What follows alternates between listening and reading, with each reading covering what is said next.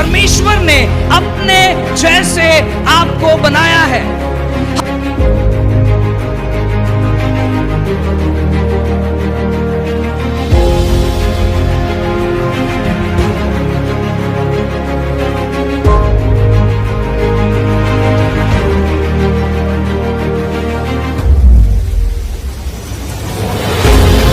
कैसर का है वो कैसर को दिया जाए, और जो परमेश्वर का है वो परमेश्वर को दिया जाए।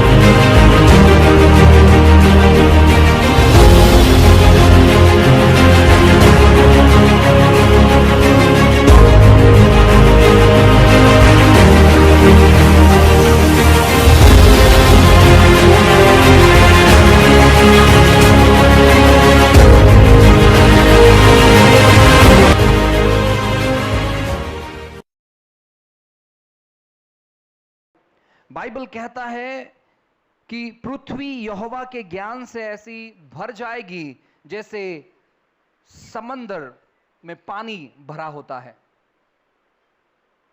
हालेलुया। मैं विश्वास करता हूं ये वो समय है जहां पर परमेश्वर अपने ज्ञान को उंडेलना चाहते हैं। मुझे दूसरों के बारे में पता नहीं, लेकिन परमेश्वर ने जिस प्रकार इस साल में हमें वाचा दिया है कि मैं तुम्हें स्थापित करूंगा अपने सामर्थ्य के साथ। मैं आपसे कहना चाहता हूं ना कि आज की सुबह जब मैं मनन कर रहा था कुछ चीजों पर कि परमेश्वर कितनी अद्भुत और महान चीजें हमारे जीवनों में कर रहे हैं और कैसे परमेश्वर हमें उत्साहित प्रोत्साहित कर रहे हैं, और मैं आपसे कहना चाहता हूं ना, आप में से हर एक व्यक्ति, आपका ये स्थापना का साल है, आप 100% आप स्थापित होंगे परमेश्वर के बातों में और परमेश्वर के चीजों में। हालेलुया। और जब आप स्थापित होंगे उसी समय परमेश्वर क्या करेगा ना, परमेश्वर हम हर एक लोगों के जरिए अपना ज्ञान हमारे अड़ोस पड़ोस, हमारे घरों में, हमारे परिवारों में, हमारे रिश्तेदारों में, हमारे गांव में, हमारे नगर में, हमारे शहर में हमारे द्वारा फैलाएगा। अब कैसे परमेश्वर का ज्ञान फैलेगा? यहां पर बहुत खूबसूरत तौर पर लिखा है, पृथ्वी यहोवा के महिमा से भर जाएगी जैसे समंदर जल से भरा हुआ है। आप देख सकते हैं नदियां जो है ना वो सूख जाती है, बहुत सारे नदी सूखते हैं, लेकिन समंदर कभी नहीं सूखता है। ऐसा कोई समंदर नहीं है जो सूखा हुआ है, कोई इतिहास में ऐसा कोई समंदर नहीं है जो सूखा। नदियां सूखते हैं, नाले सूखते हैं, लेकिन समंदर कभी नहीं सूखता, क्योंकि समंदर बहुत विशाल और बहुत बड़ा है, इसलिए वो कभी नहीं सूखता। और बाइबल कहता है कि उसी प्रकार परमेश्वर का ज्ञान जो है ना पृथ्वी पर फैलेगा। अब कैसे परमेश्वर ज्ञान पृथ्वी पर फैलेगा? जब आप यीशु मसीह पर विश्वास करने लगते हैं, उस समय क्या होता है कि आप संसार से हटकर आप एक अलग प्रकार का जीवन बिताने लगते हैं। आप गाली देना बंद कर देते हैं, आप झगड़े करना बंद कर देते हैं, आप मारपीट करना बंद कर देते हैं, आप अपने पति को मारना बंद कर देते हैं, आप अपने पत्नी को मारना बंद कर देते हैं। और जब लोग देखते हैं कि अरे यार, पहले तो ये औरत बहुत डेंजर थी, अपने पति को घर से बाहर निकाल कर मारती थी और अभी नहीं मारती है, फिर अड़ोस पड़ोस के लोग आकर आपको पूछने लगते हैं कि ये चमत्कार हुआ कैसे, और फिर आप बताते हो कि हमने यीशु के बारे में सुना, हमने यीशु के बारे में जाना, हमने यीशु के बारे में पढ़ा और हम प्रार्थना में जाने लगे, और अचानक से ये सारा जो अंदर का स्वभाव है वो पूरा स्वभाव बदल गया।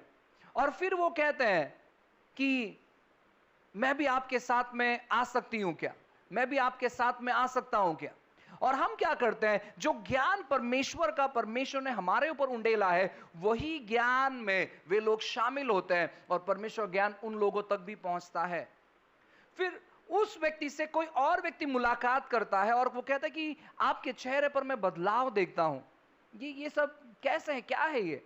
और फिर आपके जो पड़ोसन है या आपके जो मित्र हैं वो उनके साथ बताते हैं, गवाही शेयर करते हैं, और वो कहते हैं कि हमारे घर पर भी बहुत बेकार परिस्थिति है, हमारे घर पर बीमारी कभी दूर नहीं होती है, तो क्या हम भी आ सकते हैं क्या? आप कहते हो कि हाँ, आप आ सकते हो, लेकिन हम भी आपके घर आना चाहेंगे प्रार्थना के लिए, अगर आप इजाजत दो तो।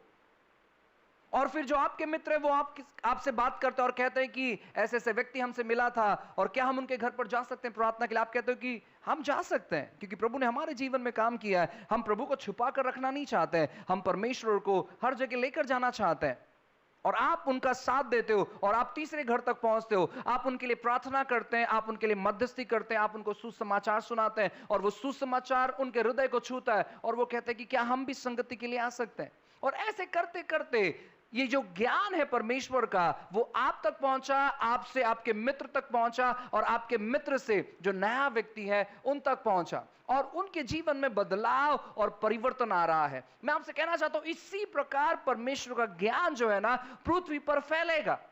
और जो भी व्यक्ति परमेश्वर के ज्ञान को फैलाने के लिए परमेश्वर की सहायता और मदद करते हैं, मैं आपसे कहना चाहता हूं बस थोड़े समय का ये दुख है, ये बस थोड़े समय का ये संकट है जो परेशानियों से आप गुजर रहे हैं, लेकिन जब आप एक ऐसा स्तर पर पहुंचोगे वहां पर आपको ये सारा चीज ढूंढते हुए भी आपको मिलेगा नहीं जिन चीजों से आप आज गुजर रहे हैं। मैं आपसे कहना चाहता हूं आप लिख कर रख सकते हैं ये साल खत्म होते होते जो चीजों से आप जूझ रहे हैं, जो परेशानियों से आप जूझ रहे हैं, जो दिक्कतों से आप जूझ रहे हैं, आपको ढूंढने पर भी वो चीजें आपको नहीं मिलेगी। हालेलुया। परमेश्वर आपको एक अलग स्तर पर रखेगा, परमेश्वर आपको एक अलग जगह पर रखेगा, परमेश्वर आपको एक अलग मौसम में रखेगा। मैं जानता हूं कि जब मैंने शुरुआत किया था मेरे जेब में 100 रुपए, इसका मतलब है कि वो बहुत बड़ा चमत्कार है क्योंकि हमारे जेब में कुछ पैसे नहीं होते थे। सो जब किसी के पास पैसे होते थे तो वो एक सपना था हमारा कि यार हमारे पास भी 100 रुपए होने चाहिए कम से कम जेब में। ऐसी बहुत बेकार परिस्थिति थी और आज एक ऐसा समय है ना कि ढूंढते हुए भी ऐसी परिस्थिति हमारे पर नहीं है। मैंने काफी बार इन चीजों को, जब मुझे लगा कि यार मेरे पास पैसे नहीं है, तो जब मैं अपना पैंट पहनता हूं पैंट में 500 रुपए है, अरे ये कब आ गया, पता नहीं, कभी तो किसने ऑफरिंग दिया और वो वैसे ही रह गया। मैं आपको बताना ये चाहता हूं कि परमेश्वर विश्वास योग्य है, परमेश्वर स्थितियों को बदलता है, परमेश्वर परिस्थितियों को बदलता है, परमेश्वर हालातों को बदलता है। अब पिछले मुझे लगता है कि 4 दिन पहले मुझे किसी को तो अर्जेंटली, क्योंकि हमारे चर्च का काम चालू है, आपको पता है हम वहाँ पर बहुत सारा चीज़ कर रहे हैं, और मुझे अर्जेंटली 5,000 रुपये भेजना था और मेरे अकाउंट में केवल 500 या 700 रुपये पड़े हुए थे। मैंने कहा ठीक है मैं आपको भेजता हूँ, आप चिंता मत करो, सुबह तक आपको पैसे मिल जाएंगे। अब मुझे पता नहीं कि सुबह तक मैं कैसे दूंगा, लेकिन जब मैं सुबह उठा मैंने देखा मेरे इनबॉक्स में किसी तो अनजान व्यक्ति ने जो हमसे रिलेटेड नहीं है यहाँ पर, उन्होंने 9,500 रुपया क्रेडिट कर दिया। मैं आपसे कहना चाहता हूं ना परमेश्वर अद्भुत है, प्रभु महान करता है, प्रभु अद्भुत है। परमेश्वर आपके जीवन में बहुत सारी अच्छी बातों करेंगे। जैसे जैसे हम परमेश्वर ज्ञान को फैलाते चले जाएंगे, परमेश्वर हमारे ऊपर अपने दृष्टि को रखता है, परमेश्वर देखता है कि उसके लिए कौन सा व्यक्ति खड़ा हुआ है। जब आप परमेश्वर को संयोग करते हैं, परमेश्वर आपको संयोग क्यों नहीं करेगा। हालेलुया। बाइबल कहता है कि जिस प्रकार समंदर पानी से भरा हुआ है उस प्रकार पृथ्वी परमेश्वर के महिमा से भरेगी, प्रभु के ज्ञान से भरेगी, प्रभु का ज्ञान परमेश्वर की महिमा को लेकर आएगी। आपके परिवार में पहले बहुत सारी गलत चीजें होती थी, आपने यीशु मसीह पर विश्वास किया और धीरे धीरे कर कर आपका पूरा परिवार विश्वास किया। अब वहां पर वो चीजें नहीं होती थी जो पहले होती थी। अगर अभी भी वो चीजें हो रही है तो मैं आपसे कहना चाहता हूं ना, आपको प्रार्थना करने की जरूरत है, आपको घोषणा करने की जरूरत है, आपको परमेश्वर के वचनों को पढ़ने की जरूरत है, क्योंकि यीशु मसीह के पास आने के बाद हमारा जीवन पूरी तौर पर बदलना चाहिए। हाँ, सताव रहेगा, परेशानी रहेगी, दिक्कतें रहेंगी, वो अलग बात है, लेकिन आप हमेशा जब आप यीशु मसीह पर विश्वास करते हैं, यीशु मसीह पर विश्वास करने के बाद आपका दिनचर्या बहुत अलग हो जाता है। पहले आपके पास आशा नहीं रहती कोई चीजें अच्छी होने की, लेकिन आप यीशु मसीह पर विश्वास करते हैं, इसीलिए आप कहते हो कि चलो आज थोड़ी समस्या है, थोड़ी दुविधा है, लेकिन मेरा जो आने वाला कल है वह ऐसे बिल्कुल भी नहीं रहेगा। हालेलुया। मैं आपसे कहना चाहता हूं कि इस साल में परमेश्वर हमारी कलीसिया में उसके महिमा को उसके ज्ञान के जरिए उंडेलने पर है। और मैं बहुत प्रोत्साहित हूं जिस प्रकार आप लोग रिस्पांस देते हैं हर एक चीजों के लिए। मैं प्रोत्साहित हूं जिस प्रकार परमेश्वर तैयार कर रहे हैं, क्योंकि ये साल खत्म होते होते आप गवाहियां सुनोगे कि किस प्रकार चीजें परमेश्वर हम हर एक लोग के जरिए कर रहे हैं। ये मेरे जरिए नहीं कर रहे हैं, ये हमारे जरिए कर रहे हैं। हालेलुया, ये हमारे जरिए कर रहे हैं। मैं एक छोटा सा माध्यम हूं जहां पर परमेश्वर बातें करते हैं, लेकिन हम हर एक लोग मिलकर अद्भुत चीजें कर रहे हैं। आपकी व्यक्तिगत समस्या, आप के पास ऐसे कोई समस्या नहीं रहेगी जहां पर आप लोगों के तरस को चाहोगे। मतलब कोई तो आपकी समस्या को सुनकर कहेगा, ओ खूब वाइट वाटले आइकॉन, खूब वाइट वाट। नहीं, ऐसा कोई नहीं रहेगा। और ऐसी समस्या बताओ भी मत किसी को। मैं आपसे कहूं, जब आप बताते हो और आप चाहते कोई तो कहे, ओ बाप रे बहुत बुरा हुआ आपके साथ में, अगर ऐसा कोई भी व्यक्ति आपको बताएगा या आपको बोलेगा, तो मैं आपसे कहना चाहता हूं ना, आप विश्वास में बहुत कमजोर हैं। कभी किसी के साथ ऐसा चीज शेयर मत करो, बाप रे ऐसा हो गया आपके साथ, ओ बहुत बेकार हुआ। ऐसे किसी का भी चेहरा नहीं होना चाहिए। हर एक व्यक्ति जब आपकी तरफ देखे, एक तो वो आनंदित होना चाहिए, वाह प्रभु बहुत अच्छा चीज कर रहा है, या तो फिर वो जलन रखना चाहिए, ऐसे कैसे हो रहा है इसके साथ में, मेरे साथ में क्यों नहीं हो रहा है। एक तो वो आपके साथ जश्न मनाना चाहिए, या तो फिर वो कहना चाहिए इसके साथ में कैसे हो रहा है, मेरे साथ में क्यों नहीं हो रहा है। मैं आपसे कहना चाहता हूं ना, परमेश्वर ऐसे चीजें, ऐसी बातें हमारे जीवन में कर रहे हैं। ऐसी चीजें परमेश्वर इस साल में करेंगे जहां पर आप किसी से भी तरस की अपेक्षा नहीं करोगे कि कोई तो करके मुझ पर तरस करे। नहीं नहीं नहीं नहीं नहीं, हम वे लोग नहीं, हम वे लोग हैं जो परमेश्वर के महिमा को उठाकर लेकर चलते हैं। परमेश्वर आपको मदद करेगा उसके महिमा का पात्र बनने के लिए। परमेश्वर मदद करेगा। आपने जो प्रार्थनाएं किसी के लिए की है, तो प्रार्थनाएं नीचे नहीं गिरेगी। क्यों? क्योंकि आपके पास एक दर्शन है, और वो है कि परमेश्वर की महिमा मुझे पूरे पृथ्वी पर फैलाना है। और जब आप उसे संयोग करते हैं उसकी महिमा को फैलाने के लिए, मैं आपसे कहना चाहता हूं ना, परमेश्वर आपको मदद करता है, आपको संयोग करता है इंसानों में आपके महिमा को बढ़ाने के लिए। लोग आपसे डरना चालू करेंगे, लोग आपसे दूर होना चालू करेंगे, क्योंकि उनको पता चल जाएगा कि यार इनके साथ में हम खेल नहीं खेल सकते। लोग क्या करेंगे मालूम है क्या? लोग आपको आदर देना चालू करेंगे, लोग आपको सम्मान देना चालू करेंगे, और नहीं चाहते हुए भी लोग आपको संयोग करना चालू करेंगे। नहीं चाहते हुए भी ऐसे बहुत सारे लोग आएंगे जो नहीं चाहते हुए भी आपको संयोग कर कर जाएंगे, क्योंकि उनके पास कोई चारा ही नहीं है दूसरा। उदाहरण के तौर पर, पहले के समय में अगर कोई भी शहर में अगर एंट्री करना है, तो शहर के आगे ना एक बड़ा गेट हुआ करता था। आज बहुत कम जगह पर है, जहां पर हम टोल नाका कहते हैं, ऐसे बहुत सारे कम जगह पर है। नहीं चाहते हुए भी वहां पर पैसा भरना पड़ता है, क्योंकि एंट्री करना है अंदर। सो परमेश्वर आपको ऐसे ऐसे पोजीशन पर लेकर जाएंगे। मैं बात नहीं कर रहा हूं घूस खाने के बारे में, मैं बात नहीं कर रहा हूं है ना लांच लेने के बारे में, मैं बात कर रहा हूं जहां पर परमेश्वर आपको ऐसे जगह पर लेकर जाएगा कि उनको आपको वो लोग आपको संयोग करना ही पड़ेगा, क्योंकि बिना संयोग के वो आगे नहीं जा सकते। परमेश्वर ऐसे चीजों में आपको लेकर जाएगा। आप निर्भर मत रहे इंसानों पर, आप जैसे निर्भर है परमेश्वर पर, परमेश्वर ऐसे कई लोगों को आपके अधीन लेकर आएगा जो आप पर निर्भर रहेंगे। हालेलुया। हमें किसी इंसान पर निर्भर नहीं रहना है, लेकिन हां, इंसान जरूर हम पर निर्भर रहेंगे। ऐसे बहुत सारे लोग हम पर निर्भर रहेंगे। ये साल खत्म होते होते कुछ लोग आप पर निर्भर होना चालू कर देंगे। हालांकि हमें उन्हें संयोग करना है परमेश्वर की बातों में स्थापित होने के लिए, लेकिन लोग निर्भर होना चालू करें, क्योंकि आप परमेश्वर की महिमा को आप फैला रहे हैं। इसलिए परमेश्वर क्या करेगा? आपके महिमा को वो बढ़ाएगा। हम हर एक लोगों का एक महिमा है। परमेश्वर वो बहुत अद्भुत है, परमेश्वर वो महामहिम है, उनकी महिमा बहुत अद्भुत है। लेकिन साथ ही साथ उन्होंने इंसानों को एक महिमा दिया हुआ है, जब आप हिस्ट्री के बारे में पढ़ाई करोगे, इतिहास के बारे में, जो कलीसिया का इतिहास हो चुका है, चर्च हिस्ट्री में ऐसे बहुत सारे लोग आकर गए हैं जहां पर परमेश्वर ने अद्भुत तौर पर उनका इस्तेमाल किया। अद्भुत तौर पर ऐसे बहुत सारे लोग जहां पर लोगों ने देखा कि उनके शरीर के चारों बाजू में रेडिएंट है। रेडिएंट यानी एक अलग चमक, अलग प्रकार का चमक। बहुत सारे लोग ऐसे होकर जा चुके हैं, मैं बात कर रहा हूं चर्च हिस्ट्री की, जहां पर जिनके सर के पीछे लिटरली हैलो आया है। हैलो मतलब है कि एक अलग प्रकार का प्रकाश, एक अलग प्रकार का उजियाला, और लोगों ने देखा वो महिमा परमेश्वर ने आदम को दिया हुआ था। और जिस समय में, हालांकि बाइबल पूरी तौर पर क्लियर बात नहीं करता है, लेकिन मैं विश्वास करता हूं कि जब परमेश्वर ने आदम को निर्माण किया, उसी समय परमेश्वर ने आदम को महिमा दी हुई थी, और वो महिमा के वजह से बहुत अलग प्रकार का वातावरण था।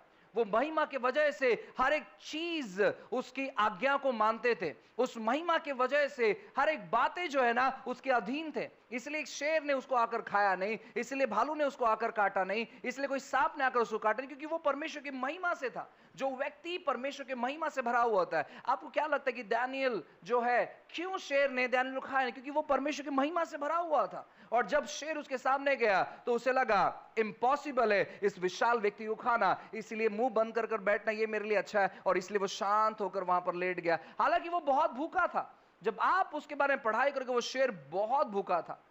ऐसा लिखा है कि उसने हड्डियों तक चबा लिया जो लोग वहां पर गए हुए थे, लेकिन दानियल को उसने छुआ तक नहीं। वो आराम से जाकर वहां पर शायद लेट गया होगा, या फिर उसने कहा होगा नहीं यार ये बहुत विशाल व्यक्ति दिखता है, इसके करीब मैं नहीं जा सकता, क्योंकि परमेश्वर की महिमा जो है ना दानियल के ऊपर थी। शद्रक, मेशक, अबेदनगो, क्यों आग ने उनको जलाया नहीं? क्यों? क्योंकि परमेश्वर की महिमा उनके ऊपर थी। और बाइबल कहते कि मैं अपना ज्ञान, अपनी महिमा जो है ना इस पृथ्वी पर बरसाऊंगा, और हम वो पात्र हैं महिमा के जहां पर परमेश्वर हमारा उपयोग करेगा, हमारा इस्तेमाल करेगा उस महिमा को संसार तक लेकर जाने के लिए। इस लोगों पर निर्भर मत रहो, लोगों पर डिपेंड मत रहो, लोगों की प्रार्थनाओं पर निर्भर मत रहो, लोगों के संयोग पर निर्भर मत रहो। परमेश्वर पर निर्भर हमें रहना है कि परमेश्वर आप मुझसे बातें करें कि किस प्रकार हम आपकी महिमा को हमारे घर तक लेकर आ सकते, हमारे एरिया तक लेकर आ सके, हमारे शहर, हमारे गांव तक लेकर आ सके। आपको परमेश्वर सीखना है। यह साल है जहां पर अपना अधिक से अधिक समय निवेश करो परमेश्वर की बातों में। यह साल ऐसा है जहां पर अधिक से अधिक प्रार्थना में अपना समय निवेश करो, क्योंकि परमेश्वर आपसे वहां पर बातें करते हैं। ऐसा नहीं कि आप अधिक प्रार्थना करेंगे तो परमेश्वर आपको अधिक इस्तेमाल करेगा, आप अधिक बाइबल पढ़ेंगे तो परमेश्वर आपको अधिक इस्तेमाल करेगा। ऐसा बिल्कुल भी नहीं है। परमेश्वर अनुग्रहकारी परमेश्वर है, लेकिन हमें प्रार्थना क्यों करना है? जानने के लिए। हमें बाइबल क्यों पढ़ना है? जानने के लिए। क्योंकि जब तक आप प्रार्थना नहीं करेंगे तब तक आपको मालूम नहीं पड़ेगा कि उसकी योजना क्या है।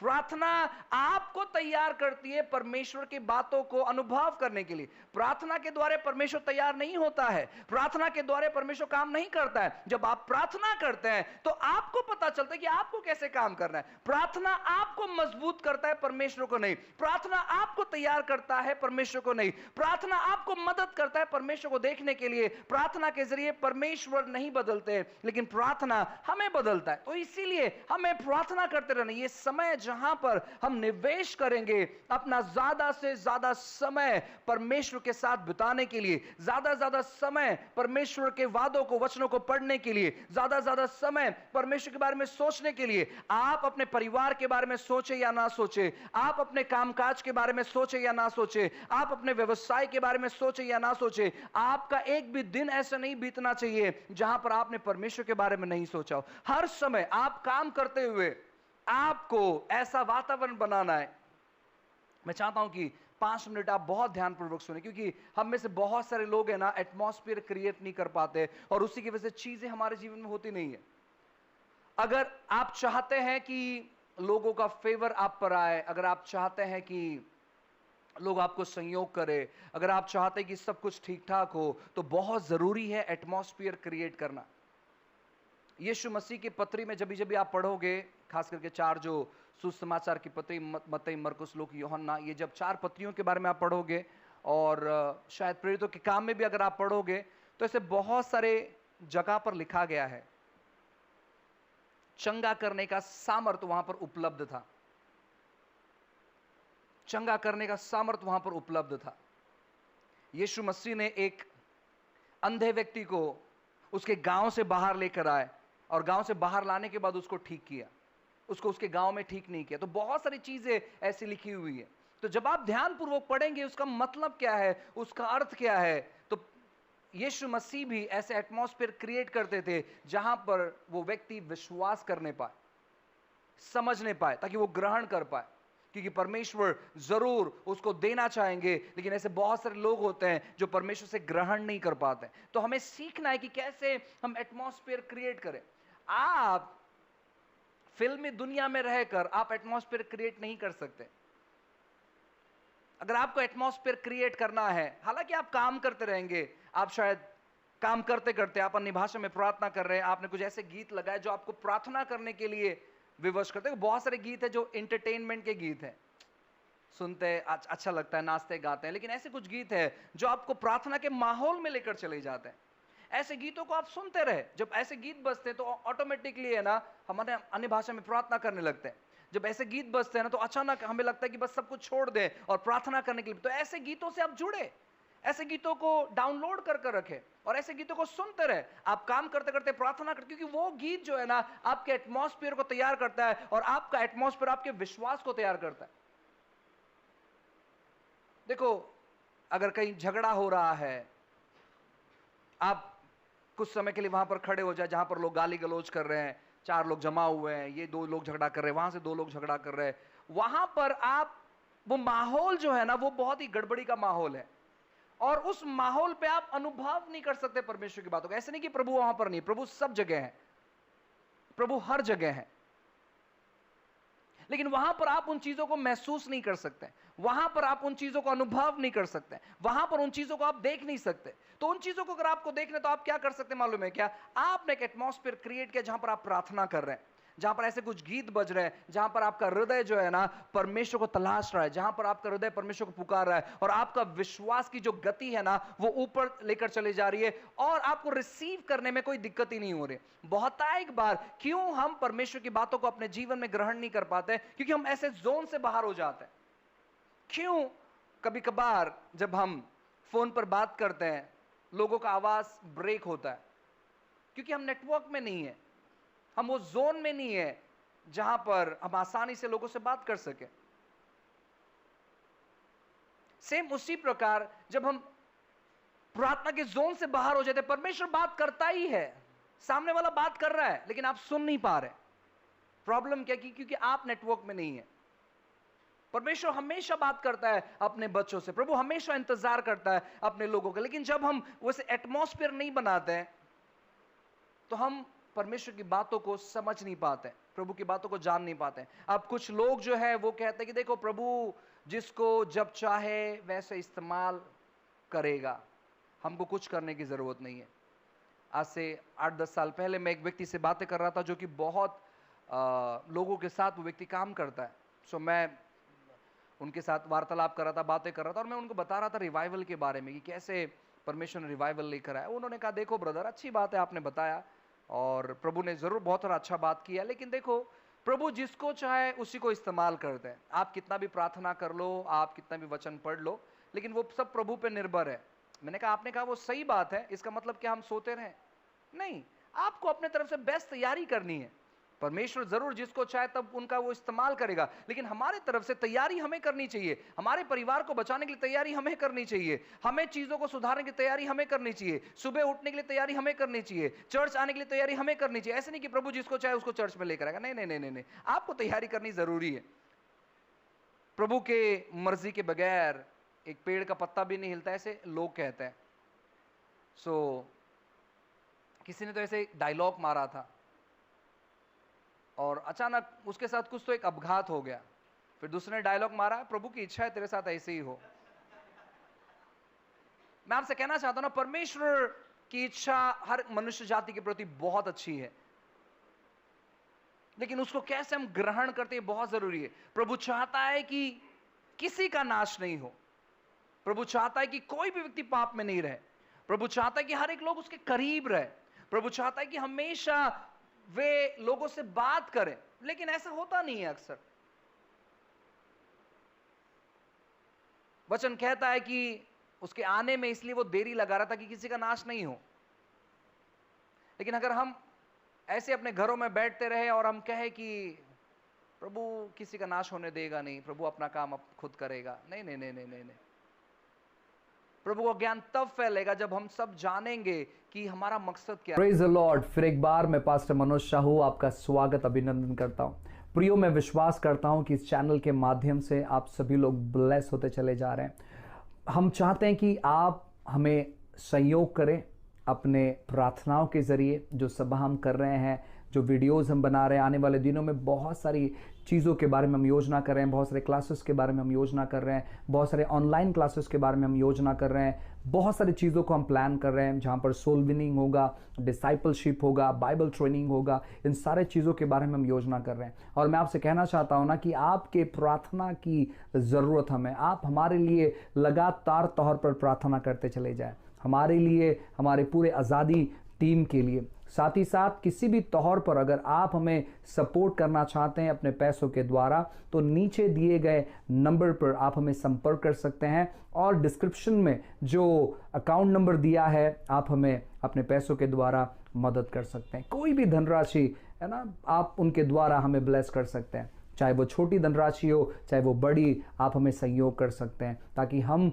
इस प्रोग्राम को हम आगे लेकर जा पाएँ और उन पैसों के इस्तेमाल करते हुए हम कई सारे लोगों तक हम पहुंच पाए और परमेश्वर के राज्य को आगे बढ़ा पाए। God bless you. प्रभु आपको आशीष करे। अगर आप इस सेवकाई के द्वारा ब्लेस है तो मैं चाहता हूं कि जो व्हाट्सएप नंबर आपको दिया गया है, आप वीडियो रिकॉर्डिंग कर आप हमें भेज सकते हैं और बता सकते हैं अपनी गवाही कि कैसे परमेश्वर इस चैनल के माध्यम से आपको ब्लेस कर रहे हैं। सो गॉड ब्लेस यू। प्रभु आपको बहुत बहुत आशीष करे। नेक्स्ट वीडियो में जल्दी मिलते हैं।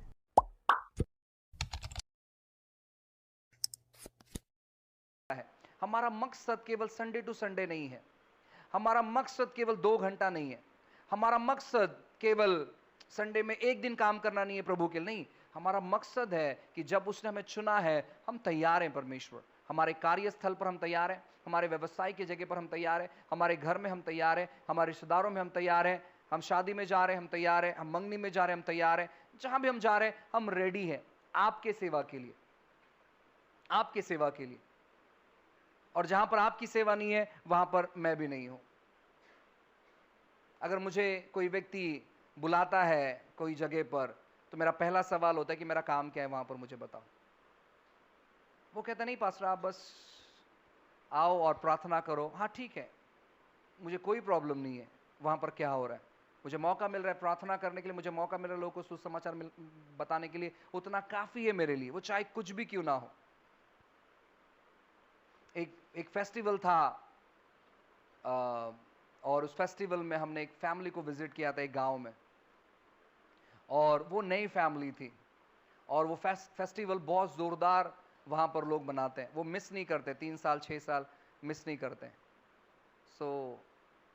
और जब हम वहां पर पहुंचे, वहां पर पहुंचने के बाद ऐसा कभी नहीं हुआ उनके घर में कि उन्होंने फेस्टिवल सेलिब्रेट नहीं किया। लेकिन जब हम पहुंचे वहां पर, हम पहुंचने के बाद उन्होंने वो फेस्टिवल सेलिब्रेट करना, वो लगभग 3 दिन 6 दिन 11 दिन 7 दिन कुछ रहता है, उन्होंने वो बंद किया।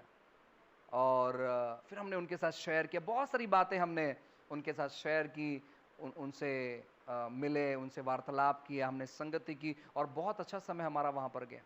अपने आप को कभी भी कॉम्प्रोमाइज़ मत करो, किसी भी चीज़ में आपको समझौता करने की ज़रूरत नहीं है, चल जाता नहीं नहीं नहीं नहीं नहीं, क्योंकि अगर आपने कॉम्प्रोमाइज़ कर लिया तो आपने बहुत बड़ा चमत्कार वहाँ पर मिस कर दिया। उदाहरण के तौर पर आपके बहुत पुराने फ्रेंड है, बहुत पुराने दोस्त है, आपके बॉस है या जो भी XYZ, उन्होंने आपको बहुत सपोर्ट किया, आपको बहुत मदद किया, आपको बहुत सहयोग किया, और एक पार्टी में वो कहते हैं आप 1 गिलास मेरे साथ पी सकते हो, कोई प्रॉब्लम नहीं है, 1 गिलास में कुछ नहीं होता है, आपको कोई नशा नहीं चढ़ेगा। नहीं नहीं नहीं नहीं, आप समझौता मत करो, वहाँ पर रुको, उनको बताओ परमेश्वर कौन है, उनको बताओ कि आपने ये क्यों छोड़ दिया, उनको बताओ। जब आप उनको बताओगे तभी जाके प्रभु उनके हृदय को छुएगा। शायद उस समय वो पश्चाताप नहीं करेंगे, शायद उस समय वो कुछ तो बुरा भला आपके साथ कहेंगे, लेकिन कुछ समय के बाद परमेश्वर ऐसा स्थिति उनके जीवन में लेकर आएगा जहां पर वो आपको फोन करेंगे और वो पूछेंगे कि बताओ, आप उस दिन बात कर रहे थे, मैं थोड़ा सा नशे में था, लेकिन आपने जो बात कहा वो मेरे हृदय को छू गया। इतनी इतनी महंगी शराब मैं आपको दे रहा था, लेकिन आपने नकार दिया। पहले तो आप मांग मांग कर पीते थे, लेकिन आपने भी नकार दिया। अब बताओ इसके पीछे राज क्या? और फिर आपको मौका मिलेगा वहां पर संगति करने के लिए और परमेश्वर के बारे में बताने के लिए। लेकिन जब आप वहां पर शामिल हो जाते उस व्यक्ति के साथ, अरे यार हजारों रुपए का शराब है और मैं मेरा तो औकात नहीं है खरीदने के लिए, चलो मैं थोड़ा सा एक गिलास पी लेता हूं। नहीं नहीं नहीं, आपने क्या किया? आपने वहां पर अपने चमत्कार को खत्म कर दिया। आपने वहां पर बहुत बड़ी गलती कर दी, क्योंकि परमेश्वर वहां पर कुछ तो करने, क्यों परमेश्वर ने ऐसी सिचुएशन में, ऐसी परिस्थिति में आपको लेकर आया, मालूम है, ताकि वो कुछ तो आपके द्वारा वहां पर करना चाहता है। और जब आप उसके नाम के लिए खड़े होते हैं, कोई भी चीज का जब आप त्याग करते हैं, उदाहरण के तौर पर आप कुछ संडे को किसी ने तो ऑफर कर दिया कि आप आओ, आपका इतना इतना फायदा है, लेकिन आप क्या करते हैं? आप कहते हैं नहीं ठीक है, मैं आऊंगा 1 बजे के बाद, मैं प्रेयर अटेंड करूंगा, प्रेयर के बाद आऊंगा। नहीं नहीं, 1 बजे हम वो चीज़ किसी दूसरे को दे देंगे, आपको आना पड़ेगा। आप अभी बराबर 10 बजे से 12 बजे तक आओगे तो ही ये चीज़ आपका होगा। आप कहते हैं मैं नहीं आ सकता, सॉरी, आप दूसरे को दे सकते हैं, लेकिन मैं प्रेयर में टाइम स्पेंड करना चाहता हूँ। अपने अपने पड़ोस वाले से कहो, प्रेयर में टाइम स्पेंड करो। वो व्यक्ति जब आपके साथ वार्तालाप करता है और आप किसी भी प्रकार का समझौता नहीं करते, आप कहते हैं नहीं हम परमेश्वर के लिए जाएंगे, तो प्रभु उन चीजों को देखता है, प्रभु उन बातों को देखता है। हो सकता है कि रिजल्ट ताबड़तोड़ आपको नहीं मिले, लेकिन कुछ टाइम के बाद आपने जो भी चीज परमेश्वर के लिए समर्पण किया है, परमेश्वर आपको देखता है और सही समय पर आपको प्रतिफल देता है, आपको प्रतिफल देता है। इंसान दूसरों के बारे में मुझे नहीं पता, लेकिन अगर किसी ने मुझे संयोग किया किसी भी तौर पर, तो मैं कभी भूलता नहीं उन चीजों को। और इंसान होने के नाते हम लोग क्या करते हैं मालूम है? कि आपने जन्मदिन पर कहो या शादी के दिन पर कहो, अगर किसी ने हमें कुछ तोहफे दिए तो हम सब लिख कर रखते हैं, ताकि उनका जब टाइम आए तो उनको हम रिटर्न दे पाए। अच्छा इसने 500 दिया है, चलो मैं 501 दे देता हूँ। सो हम लोग लिख करते हैं। मैंने नहीं लिखा है क्योंकि वो सब चीज़ मुझे पसंद नहीं है, लेकिन लोग लिख कर रखते हैं ताकि है ना उनके टाइम में वो उनको दे पाए। ऐसे वो कहते हैं, अभी सच क्या है वो तो पता नहीं मुझे, लेकिन ऐसे लोग कहते हैं कि गिफ्ट किसका है, नाम लिखना चाहिए, ये करना चाहिए, वो करना चाहिए, वगैरह वगैरह। सो इंसान होने के नाते अगर हम लोगों को प्रतिफल देना जानते हैं, तो परमेश्वर तो हमसे बढ़कर है, वो कभी नहीं भूलता है।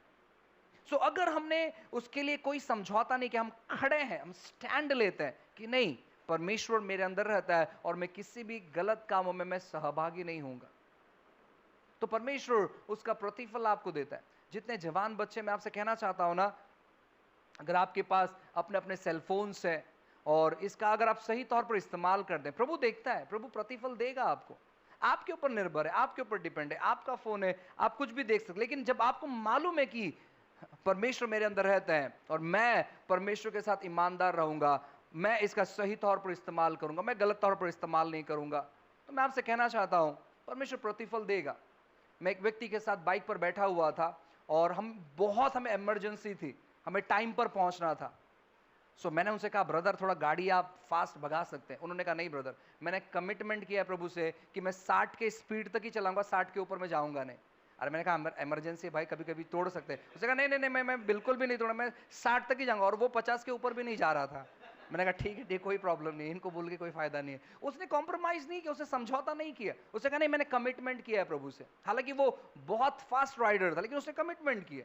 उसने कहा कितना भी इमरजेंसी क्यों ना आए, मैं 60 तक ही पहुंचूंगा और 60 के ऊपर 61 भी मैं नहीं जाऊंगा, 60 तक ही मैं रुकूंगा। और वो 40, 50, 45 इसी स्पीड में वो गाड़ी चला रहा था। मैंने कहा ठीक है, अब कोई फायदा नहीं इनके साथ बात करते हुए। मैंने कहा ठीक है। मैं फिर बात करते करते फिर हम लोग है ना अपने मंजिल तक पहुंचे। उन्होंने कमिटमेंट किया, उन्होंने समर्पण किया। उनके कुछ डॉक्यूमेंट्स बनाने थे और मैंने कहा कि आप डॉक्यूमेंट्स बना सकते हैं, डॉक्यूमेंट्स बनाना बहुत आसान है। उसने कहा मुझे कि आसान इसका मतलब क्या आप कहना चाहते हैं? मैंने कहा आसान मतलब आसान है, अगर आप चाहो तो। उन्होंने कहा नहीं मुझे डॉक्यूमेंट बनाना है, सब लीगल डॉक्यूमेंट। मैंने कहा मैं लीगल डॉक्यूमेंट के बारे में बात कर रहा हूँ, इनलीगल काम वैसे तो मुझे भी अच्छा नहीं लगता है। उसने कहा नहीं ब्रदर, मुझे डॉक्यूमेंट्स बनाना है, लेकिन वो एग्जाम्स में देना चाहता हूँ, मैं ये करना चाहता हूँ, मैं वो करना चाहता। मैंने उनसे कहा आपको बहुत टाइम लगेगा। उसने कहा ठीक है टाइम लगा तो चलेगा, कोई प्रॉब्लम नहीं है, लेकिन मैं सिस्टमेटिक जाना चाहता हूँ। मुझे बहुत अच्छा लगा जब उन्होंने कहा। मैं आपसे कहना चाहता हूँ ना, हमें ईमानदार होना बहुत बहुत बहुत ज़रूरी है। हमें परमेश्वर के साथ अगर हम काम करना चाहते हैं तो बहुत ज़रूरी है कि किस प्रकार आप अपने हृदय को रखते हो। समझौता बिल्कुल भी नहीं करें, क्योंकि जब आप समझौता करते हैं तो आप एक बहुत अच्छी आशीषों को गवा देते हैं जो परमेश्वर ने तय किया। क्यों हमारे जीवन में कठिनाई आती है मालूम है? ताकि वहां पर हमें मालूम पड़ पाए कि हम कितना परमेश्वर पर विश्वास करते हैं। कठिनाई आने के बाद अगर आप कोई चीजों का त्याग करते हैं तो प्रभु उन चीजों को देखते हैं और आपको मालूम पड़ता है कि नहीं, मैं विश्वास करता हूं। बाइबल में लिखा है परमेश्वर ने अब्राहम से कहा, अब्राहम तू अपने बेटे इसहाक का बलिदान कर। सवाल उठता है कि क्या प्रभु आपको नहीं पता कि वो विश्वास योग्य है और वो अपने बेटे का बलि कर सकता है आपके लिए? अगर उस समय से उस समय की अगर आप कहानी पढ़ेंगे तो जो गैर यहूदी थे, क्योंकि अब्राहम गैर यहूदी था, जो गैर यहूदी थे उनमें यह परंपरा चलती थी कि वो अपने घर पे उनके बड़े बेटे का वो बलि करते थे। उस समय का एक परंपरा था और वही चीज परमेश्वर ने अब्राहम के साथ कही। इसलिए अब्राहम स्टेटमेंट क्या देता है मालूम है? कि मेरा परमेश्वर मुर्दों में भी जान लेकर आ सकता है, मैं विश्वास करता हूं उस पर। उसने कहा है बलि करने के लिए, मैं बलि करने तैयार हूं, लेकिन मैं जानता हूं कि वो जिलाएगा भी। वो विश्वास से अब्राहम वहां पर पहुंचा था। उसने किसी भी तौर पर यह नहीं सोचा कि यार जब हम विश्वास नहीं करते थे तभी भी ये चीज करना था, अब विश्वास कर रहे हैं तभी भी ये चीज करना है। उसने कॉम्प्रोमाइज नहीं किया, उसने समझौता नहीं किया। उसने ये नहीं कहा कि चलो अब बेटा मुझे मिल गया है, अब मुझे किसी की जरूरत नहीं। उसने समझौता नहीं किया। अगर वो वहां पर रुक जाता और कहता कि परमेश्वर मैं नहीं कर सकता हूं, आपने मुझे ब्लेस किया इतने उम्र में, थैंक यू, इसके आगे सॉरी, प्रभु उसका कुछ नहीं बिगाड़ता, लेकिन वो राष्ट्र का पिता नहीं हो सकता था। प्रभु बिल्कुल उसके जीवन में कोई हानि नहीं पहुंचाता, क्योंकि हमारा परमेश्वर बुराई का परमेश्वर नहीं है, वो बहुत अच्छा परमेश्वर है, वो बहुत भला परमेश्वर। लेकिन वो राष्ट्र का पिता कभी नहीं बनता। परमेश्वर उसके वंशज को कभी आशीष नहीं देते, क्योंकि उसने यहां पर कॉम्प्रोमाइज कर लिया। कभी ब्लेस नहीं करते। लेकिन उसने क्या किया? उसने विश्वास अपना बताया, उसने खुद को बताया कि अब्राहम देख तू कितना विश्वास करता है। परमेश्वर को तो उसका विश्वास पता ही था, लेकिन उसने खुद को बताया। उस परीक्षा में वो खुद पास हो गया ये जानने के लिए कि तू किसी भी बात के लिए विश्वास कर सकता है। और इसीलिए अब्राहम जो है ना, अभी भी बाइबल हमें अब्राहम के वंशज कहती है। बाइबल हमें कहते हैं कि आप पर अब्राहम की आशीष है। हालांकि हम यीशु के अधीन, लेकिन अब्राहम के ब्लेसिंग्स जो है ना, आशीष परमेश्वर हमें दिए। वो इतना भाग्यवान व्यक्ति, वो पहला व्यक्ति है जिसके द्वारा परमेश्वर ने अनेक लोगों को लेकर आए। क्यों? क्योंकि उसने समझौता नहीं किया। अगर आप बड़ी चीजें इस साल में देखना चाहते हैं, कोई भी बात जो आपके और परमेश्वर के बीच में आती है उसे साइड कर दो। कोई भी बात, वो चाहे कितनी भी महंगी क्यों ना हो, वो चाहे कैसे भी क्यों ना हो, अपने रिश्ते को बनाए रखो परमेश्वर के साथ। प्रभु हमेशा अपने लोगों को ढूंढ कर आते हैं। परमेश्वर आज भी हमें ढूंढते हैं। परमेश्वर आज भी हमसे मुलाकात करना चाहते हैं, हमारे वक्त को वो चाहते हैं। तो ऐसे सारी बातें जो हमारे और परमेश्वर के बीच में आती है, ऐसे सारे फोटोज, ऐसे सारी वीडियोज, ऐसे सारे टाइम जो भी हम गलत तौर पर स्पेंड करते हैं, उन्हें साइड में हटा दो। क्योंकि ये समय जहां पर परमेश्वर आपके जीवन में अच्छी बातों को लेकर आएगा, परमेश्वर आपके जीवन में बड़ी बातों को लेकर आएगा। हर एक व्यक्ति जो भी परमेश्वर की जगह को आपके जीवन में ले लिए, ऐसा सब चीजों को साइड में हटा दो। काफी बार हम जो अच्छे मसीह लोग हैं, अच्छे मसीह लोग, बहुत अच्छे मसीह लोग जो गाली गलौच नहीं करते हैं, जो बैच पर पैसा नहीं देते हैं, जो बाइबल पढ़ते हैं, जो अन्य भाषा के 9 वरदानों में काम करते हैं, काफी बार हम जो ये अच्छे मसीह लोग हैं, हमने अपने लिए ऐसे बहुत सारे लोग फिट करके रखे हुए हैं। पास्टर मनोज यो पाळक मला लय आवडतो, चांगला बोलतो यो। ऐसे सब चीजों को साइड में हटाओ। इंसान हमारे जीवन में नहीं होने चाहिए, हमारे माइंड में, हमारे दिल में नहीं होने चाहिए। माइंड तक ठीक है क्योंकि परमेश्वर हार्ट में रहता है, माइंड तक इंसान ठीक है, लेकिन दिल में इंसानों को मत लेकर आओ क्योंकि ये बहुत बुरे होते हैं, ये कभी भी बदलते हैं। किसी ने बहुत अच्छा एक जोक मारा है कि जो गिरगिट होता है जब वो रंग चेंज करता है, आपने कितने लोगों ने देखा है मुझे पता नहीं, लेकिन मैं बहुत अच्छे से ना काफ़ी बार ऐसे जब लाइव गिरगिट देखने मिलता है मैं इंतज़ार करता हूँ कि वो कभी एक जगह से दूसरी जगह जाए और वो पोजीशन चेंज करे ताकि उसका कलर चेंज हो, और बहुत सुंदर तौर पर वो कलर चेंज करता है, बहुत स्लोली स्लोली स्लोली है ना, वो सेम दिखने लगता है। जब गिरगिट चेंज करता है ना उसका कलर दिखाई देता है, इंसान का कलर दिखाई नहीं देता जब वो चेंज होता है। किसी भी इंसान को ना अपने हृदय में जगह मत दो क्योंकि वो कभी भी तोड़ सकते हैं। हृदय एक ऐसा कीमती चीज है जो केवल परमेश्वर के हाथ में रहना चाहिए और किसी के हाथ में नहीं। जब परमेश्वर के हाथ में अपना दिल आप दोगे तो वो बहुत अच्छे तौर पर केयर करेगा, संभालेगा।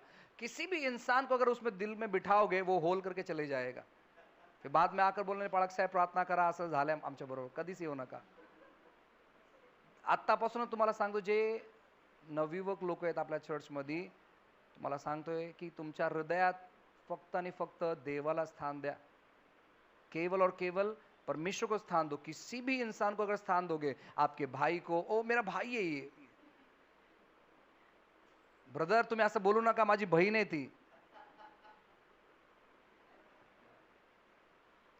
ये लोग ये जो बोलते हैं ना ये मेरी बहन है और ये मेरा भाई है, खुद के बहन भाई से बात नहीं करते, अच्छा उनसे इतना अच्छा बात करते हैं, तो ऐसे लोगों पर कभी विश्वास नहीं करना। मैंने बहुत सारे लोगों को देखा है। एक व्यक्ति, हम लोग एक साथ में थे और मैं बहुत जल्दी सो जाता हूं, सो वो 2 बजे बात कर रहा है फोन पे बहुत धीरे धीरे से। अचानक मेरा नींद खुला और मैंने पूछा, बहन है माझी, बहन बहन। मैं बोला यार तेरी बहन को मैं पहचानता हूं और तू अच्छे से उससे बात नहीं करता है, घर में 2-2 दिन तक तू बात नहीं करता है, और ये ऐसी कौन सी बहन है जो हर रोज तू रात 2-2 बजे तक तू बात कर रहा है? बहन है पास्टर माजी। ऐसे कोई भाई और ऐसे कोई बहन नहीं रहता है। ये गलतफहमी से आप लोगों को बाहर निकलना है। ऐसा कोई रिश्ता मत बनाओ जहां पर आपको समझौता करना पड़ा हो। नहीं, ऐसा कोई रिश्ता मत बनाओ क्योंकि ऐसे बहुत सारे रिश्ते आपको चोट तक लेकर चले जाएगी, और वो चोट जब किसी को लगता है तो वो घाव भरना इम्पॉसिबल है, असंभव है। बहुत सारे लोग बोलते हैं कि अंदरूनी घाव भरता है, इम्पॉसिबल है। वो छुपता है लेकिन वो भरता नहीं है, वो हमेशा तरोताजा रहता है। वो एक ऐसा घाव है, अगर ऐसी चीजें सामने आए तो वो तुरंत फ्रेश हो जाता है, वो कभी नहीं भरता है वो, और कोई इंसान उसको नहीं भर सकता। तो क्यों बेकार में वो सब घाव को खुद कर कर लेना है? तो केवल और केवल परमेश्वर को अपने हृदय में जगा लो।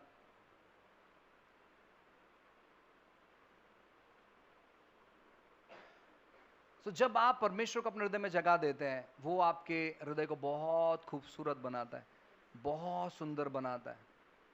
आपको कभी भी हृदय का झटका नहीं आएगा अगर आप अपना हृदय परमेश्वर को दोगे तो, कभी नहीं आएगा। लेकिन इंसानों को दोगे तो कई सारे झटके आके चले जाएंगे और आपको मालूम भी नहीं, ओ माइल्ड था, ये माइल्ड झटका था। नहीं नहीं नहीं, इंसानों को बिल्कुल भी मत दो। इवन ये सही नहीं है बोलना, लेकिन अपने पति और अपने पत्नी को भी अपना हृदय मत दो। अच्छा है उनसे आप प्यार करते हैं, कोई गलत बात नहीं है, लेकिन आप अपना हृदय जो है ना केवल परमेश्वर को दो, क्योंकि वही उसके अंदर रह सकता है। आपका पति नहीं रह सकता आपके हृदय में, आपकी पत्नी नहीं रह सकती आपके। ये फैक्ट, ये सच्चाई, इसको आप जान के लो। आपके हृदय में केवल परमेश्वर रहना चाहिए, क्योंकि वो उसका स्थान है, वो उसका घर है। आपके पत्नी को साथ में रखो, आपके पति को साथ में रखो, पकड़ के रखो, कोई प्रॉब्लम नहीं है, क्योंकि वो आपका पति, आपकी पत्नी है। लेकिन हृदय केवल आप परमेश्वर को दो। जब जो व्यक्ति अपना हृदय परमेश्वर को देता है, मैं आपसे कहना चाहता हूं ना, वो व्यक्ति अपने जीवन में कभी अकेला नहीं रहेगा। जितने भी आप लोग हैं, अगर आपको लगता है आप बहुत लोनली महसूस करते हैं, बहुत अकेला महसूस करते हैं, हालांकि आप भीड़ में रहते हैं, हालांकि आप लोगों के बीच में रहते हैं, आपके बहुत सारे रिश्तेदार हैं, आपका बहुत बड़ा परिवार है, लेकिन फिर भी आपको अकेलापन महसूस होता है, आपकी समस्या है कि आप परमेश्वर को आपने अपना दिल नहीं दिया।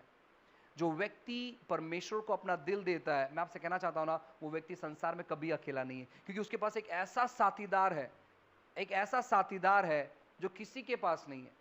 इसलिए यूहन्ना कहता है कि वह चेला जिससे यीशु बहुत प्यार करता था। यीशु यूहन्ना के बारे में स्टेटमेंट नहीं देते कि मैं यूहन्ना से बहुत ज्यादा प्यार करता हूं, लेकिन यूहन्ना ऐसे कहता है कि वह चेला जिससे यीशु ज्यादा प्यार करता है। यानी यूहन्ना क्या करता था, यीशु के प्यार को पूरा खींच के ले लेता था कि नहीं प्रभु, मैं ही आपका सबसे बड़ा लाडला हूं, दूसरा कोई नहीं है। मुझे पतरस के बारे में पता नहीं है, मुझे लूका के बारे में पता नहीं है, मुझे अन्य शिष्यों के बारे में पता नहीं है, लेकिन मैं जानता हूं कि आपका प्यार मुझ पर सबसे ज्यादा है। यीशु ने कहा, मैंने कभी ये तुझसे कहा? आपने कहा नहीं, लेकिन मैं जानता हूं। सेम उसी प्रकार दूसरों के लिए यीशु मसीह कैसे हैं, उससे कुछ लेना देना नहीं है हमें।